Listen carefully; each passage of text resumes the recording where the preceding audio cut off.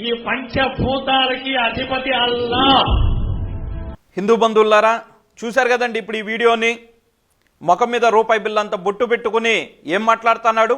అల్లానే నిజమైన దేవుడని చెప్తున్నాడు. ఇదంతా చేపిస్తాను దేవుడు సిరాజ్ రెహమాన్ అనే ఒక సంకర్ జాతి పంది.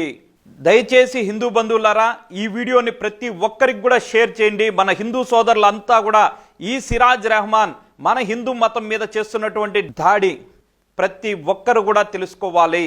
కాబట్టి ఈ వీడియోని ప్రతి ఒక్కరికి షేర్ చేయండి. ఇప్పుడు ఇందాక మాట్లాడినటువంటి వ్యక్తే మరలా వినండి. విగ్రహారాధన చేస్తే ఎల్కేజీలో ఉన్నట్లే అని ఏ విధంగా చెప్తాన్నాడు ఒకసారి వినండి. విగ్రహారాధన చేసే వాళ్ళందరూ కూడా ఎల్కేజీలో ఉన్నట్టు. ఎందుకయ్యా అంటే విగ్రహారాధన ఒక మోహాన్ని కలిగించడానికి. సరే, ఇదంతా బాగానే ఉంది. అల్లా దేవుడు అంటున్నాడు, విగ్రహారాధన అంటున్నాడు. అంటే లాస్ట్ వీళ్ళ కాన్సెప్ట్ ఏంటంటే హిందువుల్ని మతం మార్చాలి అని సిరాజ్ రెహమాన్ అనే ఒక సంకర్ జాతి వ్యక్తి ఇవన్నీ చేస్తున్నాడు అనమాట. ఒకసారి ఇది చూడండి.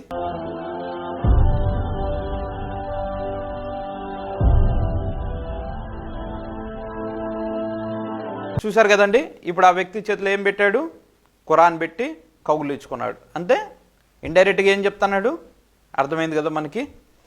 అసలుకి ఈ సిరాజ్ రెహమాన్ అనే వ్యక్తి ఎవరు, గతంలో ఏం చేసేవాడు, ఎక్కడ ఉండేవాడు అనేది ఒకసారి ఈ వీడియో చూడండి. अस्सलाम वालेकुम जाकिर भाई, श्रीराम राजू है मेरा नाम. చూశారు కదండి. అతని పేరు ఏమని చెప్తున్నాడు? జాకిర్తో హిందూ పేరు చెప్తున్నాడు. ఇప్పుడు అతను ఏమని ప్రశ్న వేస్తున్నాడు ఒకసారి చూడండి. तो जो आप कॉन्सेप्ट आपका सुनता हूं मैं, तो वेद, चतुर्वेद और भगवत गीता में जो कॉन्सेप्ट है एक अल्लाह का. చూశారు కదండి. ఇదంతా కూడా గతంలో, అంటే అతని దగ్గర ఏమీ లేనప్పుడు, డబ్బులు లేనప్పుడు అలా. ఇప్పుడు డబ్బులు వచ్చినాయి. ఇప్పుడు ఏం చేస్తున్నారు తెలుసా?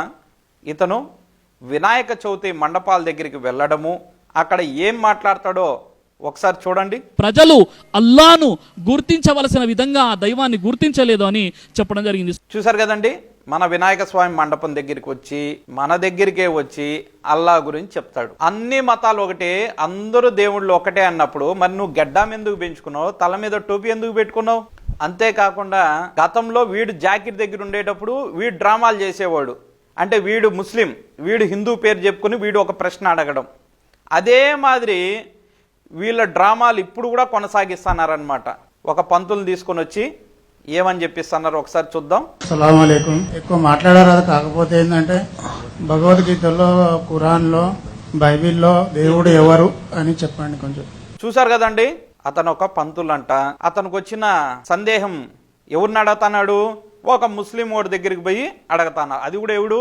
ఒక సంకర్ జాతి ఎదవ. వాడిని పోయి ఇతను ప్రశ్న అడగడం. దానికి వాడేం సమాధానం చెప్తానాడో ఒకసారి చూడండి. మనందరినీ పుట్టించినటువంటి దేవుడు ఒక్కడే, ఆయనే అల్లా అనే విషయం స్పష్టంగా తెలిసిందండి మీకు? చూశారు కదండి. ఇప్పుడు ఆ పండితుడికి ఏమని చెప్పాడు? అల్లా ఒక్కడే దేవుడు అని చెప్పాడు. దానికి ఆ పండితుడు కూడా ఏమంటున్నాడు? ఒప్పుకుంటున్నాడు, ఒప్పిస్తున్నాడు.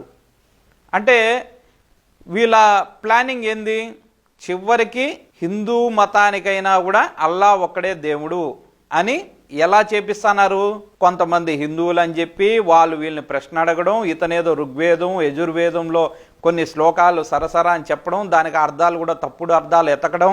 నా ద్వితీయోనా తృతీయోనా చతుర్థోనా ప్యుచ్యతే, పంచమోనా షష్ఠ సప్తమోనా ప్యుచ్యతే, నాష్టమోనా నవమో దశమో. భగవద్గీతలో ఇట్టుందని చెప్పడం, ఇవన్నీ చేస్తున్నారు వీళ్ళు. ఇప్పుడు చివరికి ఏం చేస్తాడు? ఆ పండితుల చేతిలో పుస్తకం పెడతాడు.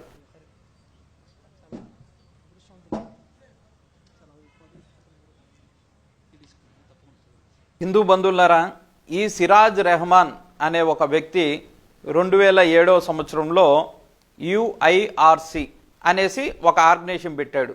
యూనివర్సల్ ఇస్లాం రీసెర్చ్ సెంటర్ అనేసి. నీ పని నువ్వు చేసుకుంటా పో, నీకు ఎవరు కూడా అడ్డు చెప్పరు. నీ పని అంటే ఏంది?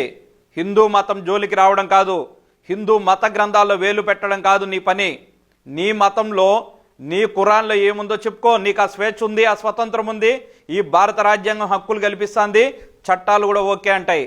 అంతేగాని పక్కనోడి గ్రంథంలో ఏలు పెట్టి లేనిపోని కట్టుకథలు చెప్పడం, డ్రామా ఆర్టిస్టులను తీసుకుని వచ్చి వేషాలు వేపించి అతను ఒక పండితుడు, అతని దగ్గర మేము చెప్పించాం ఒప్పుకున్నాడు అని చెప్పి వీడియోలు తీసి అందరికీ చెప్పడం, మోటివేషన్ క్లాసెస్ అని పేరు చెప్పి కాలేజెస్ స్కూల్స్ దగ్గరికి వెళ్ళి అక్కడ కూడా టోపీ గడ్డం పెట్టుకుని అల్లా ఒక్కడే దేవుడు అని చెప్పడం, చీప్ ట్రిక్స్ అంతా ప్లే చేస్తున్నాడు.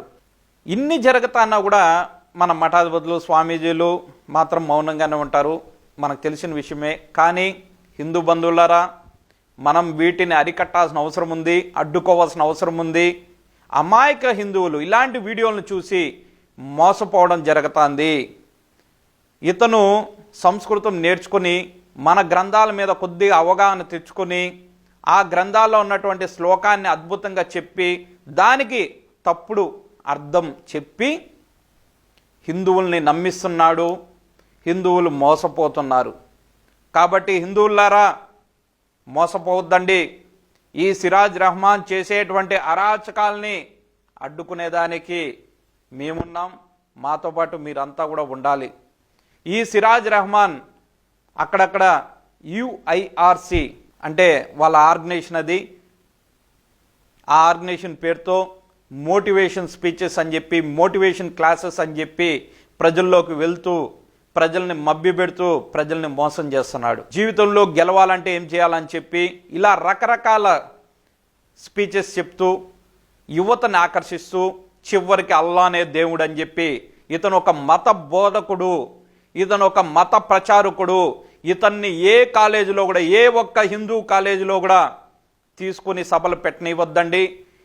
దయచేసి ఇతను ఒక మత ప్రచారకుడుగానే చూడండి. ఇతను హిందువుల్ని టార్గెట్ చేస్తున్నాడు, హిందూ మతాన్ని టార్గెట్ చేస్తున్నాడు. ఇతని అంతిమ లక్ష్యం వాళ్ళ ముస్లిం మతం మాత్రమే ఉండాలనేది ఇతను అనుకుంటున్నాడు. కాబట్టి హిందూ బంధువులారా, మనం మేలుకోవాల్సిన అవసరం ఉంది. ఇలాంటి దుష్టులు, ఇలాంటి దుర్మార్గులు రకరకాల చీప్ ట్రిక్స్ ప్లే చేస్తున్నారు. రకరకాల వింత వింత వేషాలు వేయడం, సభలు పెట్టడం, ఆ సభలో జిమ్మిక్లు మ్యాజిక్లు చేసి హిందువుల్ని మోసం చేస్తున్నారు. కాబట్టి హిందూ బంధువులారా, ఈ వీడియోని చూసిన ప్రతి ఒక్కరు కూడా షేర్ చేయండి. మన హైందవ సోదరులకి ఈ సిరాజ్ రెహమాన్ చేస్తున్నటువంటి దాడి ఏదైతే, మన హిందూ మతం మీద దాడి ఏదైతే ఉందో అది ప్రతి ఒక్కరికి తెలియచేయండి. జై శ్రీరామ్. ఓం నమో